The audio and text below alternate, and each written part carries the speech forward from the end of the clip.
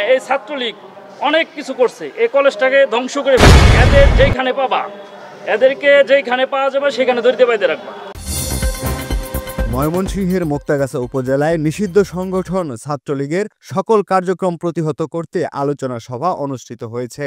বুধবার দুপুরে মুক্তাগাছা শহীদ স্মৃতি কলেজ প্রাঙ্গণে ছাত্রদলের আহ্বায়ক সাখাওয়াত হোসেনের নেতৃত্বে এ সভা অনুষ্ঠিত হয়। এ সময় সাখাওয়াত হোসেন বলেন, নিষিদ্ধ সংগঠন ছাত্রলীগের সকল কার্যক্রম প্রতিহত করতে তারা প্রস্তুত রয়েছেন।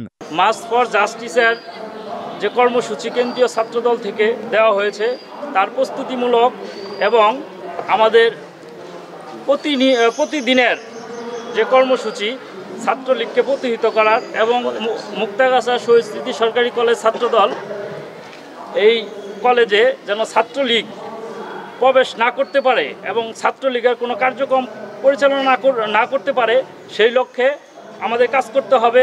বাংলাদেশে ছাত্রলীগ সম্পূর্ণভাবে নিষিদ্ধ। এই নিষিদ্ধ সংগঠনের মুক্তাগাছাতে কোনো জায়গা নাই। এদের যেখানে পাবা, এদেরকে যেখানে পাওয়া যাবে সেখানে ধরতে বাইতে রাখবা। এদের কোনো কার্যক্রম কোনো জায়গাতে, শুধু কলেজ না, কোনো জায়গাতে, মুক্তাগাছা কোনো জায়গাতে করতে দেওয়া হবে না। এই শহীদ স্মৃতি সরকারি কলেজে বিগত দিনে এই ছাত্রলীগ অনেক কিছু করছে, এই কলেজটাকে ধ্বংস করে ফেলছে। মাদক থেকে শুরু করে সব কিছু করছে তারা। এই নিষিদ্ধ সংগঠনের ছাত্রলীগের কোনো সদস্য বা কেউ যদি ছাত্রলীগের কোনো কার্যক্রম পরিচালনা করার জন্য কলেজে আসে, সরাসরি ধরে দিয়ে বাইতে রাখবা।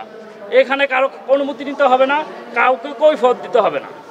আলোচনা সভা শেষে কলেজের অধ্যক্ষ প্রফেসর মোহাম্মদ বশির উদ্দিন খানকে ছাত্রদলের দেওয়া কর্মসূচির সম্পর্কে আনুষ্ঠানিকভাবে অবহিত করা হয়।